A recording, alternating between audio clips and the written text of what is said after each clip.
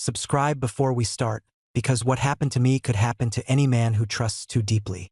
I never thought I'd be the type to tell my story to strangers, but life has a way of cracking you open when you least expect it. My name's Daniel, 49, forklift mechanic in Des Moines, husband for 22 years. Until one Tuesday night, everything I knew about marriage, loyalty, and home burned right through me like ice. It started simple, just like most betrayals do. My wife, Emily, got home late from work again, hair smelling like hotel soap instead of her usual Apple shampoo. She said deadlines, numbers, end of quarter madness. I wanted to believe it. God knows I did. I cooked dinner, steak, mashed potatoes, her favorite, even though it was nearly 9. She barely touched it, said she wasn't hungry, kissed me on the cheek, and headed for the shower. I remember thinking how ordinary the moment looked. TV humming low, kitchen light buzzing like it always had, winter wind pressing against the window. Ordinary, right until her phone buzzed on the cutting board next to the salt shaker. First, I ignored it. Work stuff, I thought. She was hardworking, ambitious, always chasing promotions and conferences. But the phone buzzed again, and again, rapid, insistent, like someone knew she was free to answer. I wiped my hands on a towel, reached for my beer, but my eyes slid back to the screen. One notification flashed through the cracked glass protector. Richard, boss. The text preview showed a heart emoji. Emily never sent hearts to anybody. Not our kids. Not even me unless it was Valentine's Day. She always joked she was not a heart emoji person. I wish she'd stayed that way. The shower water roared down the hall. Steam slipped under the bathroom door, warm and sweet like vanilla soap. I shouldn't have picked up that phone. Every therapist, every marriage book says trust is sacred. Maybe I broke something too by looking. But a man knows when something is off. I tapped the screen. No password. She must have trusted me more than she deserved. The full message opened like a punch to the throat. Same room as last time? I can't stop thinking about last night. My whole body went cold. But my hand moved like it belonged to someone else. I scrolled. Tell him it's late paperwork again.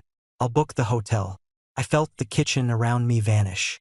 The sizzling pan went quiet. My breath sounded wrong. Hollow, like I was standing inside my own skull. I rubbed my face once, twice, thinking maybe I misread. Maybe it was some office joke. Then a photo loaded. Emily's bare shoulder, tangled hair, dim hotel lamp behind her. I set the phone down before I threw up. 22 years, 3 homes, 2 children, a lifetime built brick by brick. Steam still poured from the bathroom. She was humming. God, she was humming. Like nothing in the world was wrong. My first instinct was to storm in, shove the phone in her dripping hands, demand answers, break dishes, scream loud enough for the neighbors. But instead, everything inside me went quiet. I felt that strange mechanic calm I get when a machine's burning out. You don't panic. You diagnose. My thumb hovered over the share button. I forwarded screenshots to myself, then searched through messages.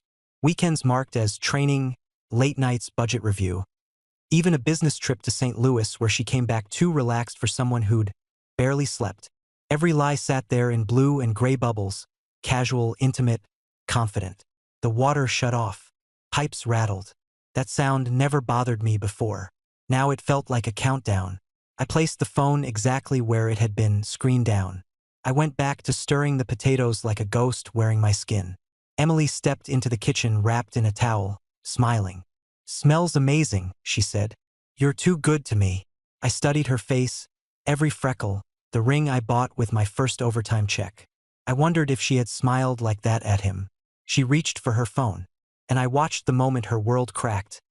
Eyes widening, breath catching, shoulder tightening just an inch. Everything okay? I asked, stirring slowly. She swallowed. Yeah, work stuff. I need to answer this.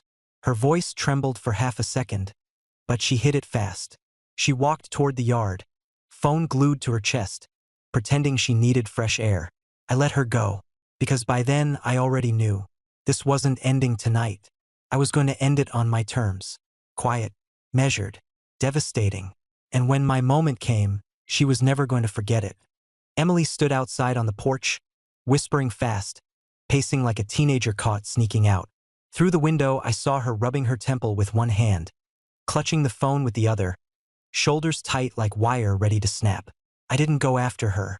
I just stood in the kitchen breathing slow, heavy breaths, feeling every year of marriage settle on me like bricks. I kept hearing Richard's messages in my head like they were echoing off the walls. Same room as last time. Tell him it's late paperwork again. I'll book the hotel. I replayed our last few months with new eyes. The sudden interest in makeup before budget meetings. The business trip where she came home glowing like she stepped out of a spa. The new lingerie tags I found in the trash even though our anniversary had passed. All the pieces fell into place like a puzzle that had been finished behind my back for months. When she came inside, she avoided my eyes. She grabbed her glass of water and stood by the sink. She didn't apologize, didn't confess, didn't panic. She just acted like nothing happened. I'm going to bed early, she said quietly. Long day at work. She kissed my cheek like a habit and disappeared down the hall. I sat at the kitchen table long after she fell asleep, listening to the slow rhythm of her breathing from the bedroom we once shared like a fortress. I opened my laptop and began gathering every message I had forwarded. Screenshots, dates, calendar invites, hotel confirmations tied to her email. I stared at them until my hands stopped shaking. If she was willing to risk our marriage in the dark, then I was willing to bring the truth into the light. But I needed more than messages. I needed something undeniable, something public, a reveal she couldn't talk her way out of. I remembered the company was hosting the annual winter banquet in 2 weeks. Emily had been excited for it for months. New dress, hair appointment scheduled. She even asked if I'd wear my navy suit she liked. I said yes back then. Now I saw it for what it was. A night she planned to parade me like a trophy while she whispered hotel plans to her boss behind my back. I was going to show up, but not as a supportive husband, as a man who came to end an illusion. Over the next days I played the part. Calm, normal, a little distant, but not enough to alarm her. She thought the storm had passed. She kissed me goodbye for work, sat beside me at dinner, laughed at a joke about our neighbor's dog, and every time she smiled at me, it felt like a blade twisting. At night, she turned her back to me in bed. I stared at the ceiling counting breaths, feeling the weight of betrayal pressing on my chest like a fist. I didn't yell. I didn't accuse. I just documented everything. On the Saturday before the banquet, she dressed up for a team strategy meeting. Red lipstick, heels, a dress she never wore for me anymore. I followed her quietly, parking 2 blocks behind. I watched her walk into the downtown hotel, where Richard met her in the lobby with 2 glasses of wine already waiting. My heart beat, but not with panic anymore. With certainty. I snapped photos through the window, her laughing, touching his arm, brushing his tie like she owned him, and him leaning in like he owned her. I didn't go in. I didn't confront them. I drove home, opened a new folder on my computer, labeled it last night, and added every picture. Evidence was like cement, it dried hard and strong. The day of the banquet came like a slow tide. Emily spent an hour doing her hair, curling each piece, asking which earrings looked better. I told her she looked beautiful. The lie tasted bitter but necessary. She smiled, relieved, thinking whatever tension she felt before had faded. We drove together but parked separately. I told her I'd forgotten the gift for the raffle and would join her inside. She kissed me lightly, sweetly, as if nothing in our world was broken. Inside the banquet hall, everyone was dressed up, holiday lights hanging like stars, soft jazz humming over the speakers. Emily stood near Richard, laughing, her hand resting on his arm too comfortably for colleagues. HR managers mingled, cameras flashed, speeches were planned. Perfect stage, perfect lights, perfect witnesses. I waited, blending into the crowd like wallpaper. Richard eventually took the microphone to toast the team, praised hard work, dedication, late nights spent pushing numbers. Emily beamed, people clapped, and that was my cue. I stepped forward, folder under my arm. Calm, steady, almost peaceful. May I? I asked, taking the second microphone. Richard hesitated, eyes narrowing like he recognized danger a second too late. Emily's smile faltered. The audience quieted. I just want to share something, I said, voice lower than usual but firm. Something about late nights and hotel rooms. You could feel the temperature drop in that ballroom like someone opened a freezer. I opened the folder and read one line aloud. Same room as last time. I can't stop thinking about last night. Emily's face drained pale. Richard swallowed hard. A couple glasses clinked on tables. I read another. Tell him it's late paperwork again.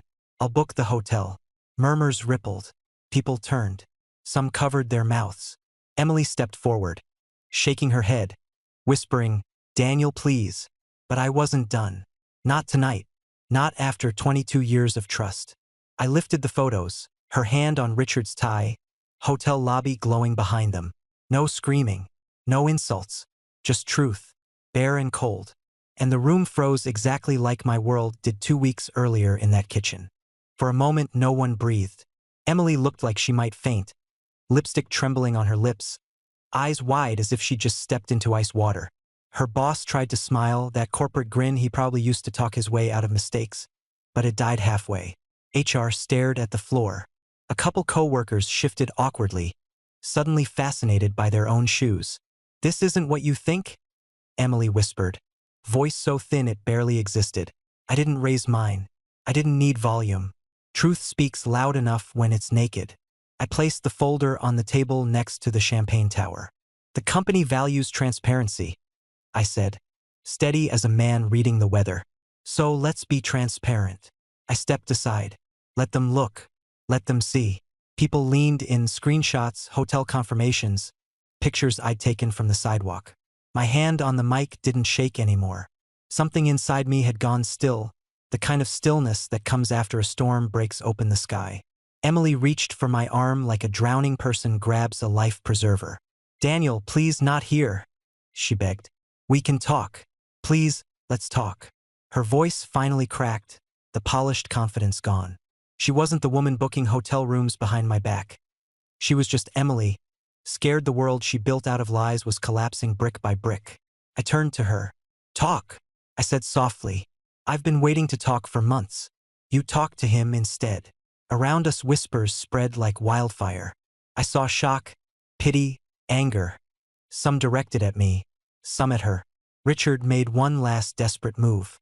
"Daniel, let's step outside and handle this privately." I faced him fully. He wasn't taller than me, but he held himself like a man who was used to power. Tonight it wasn't his.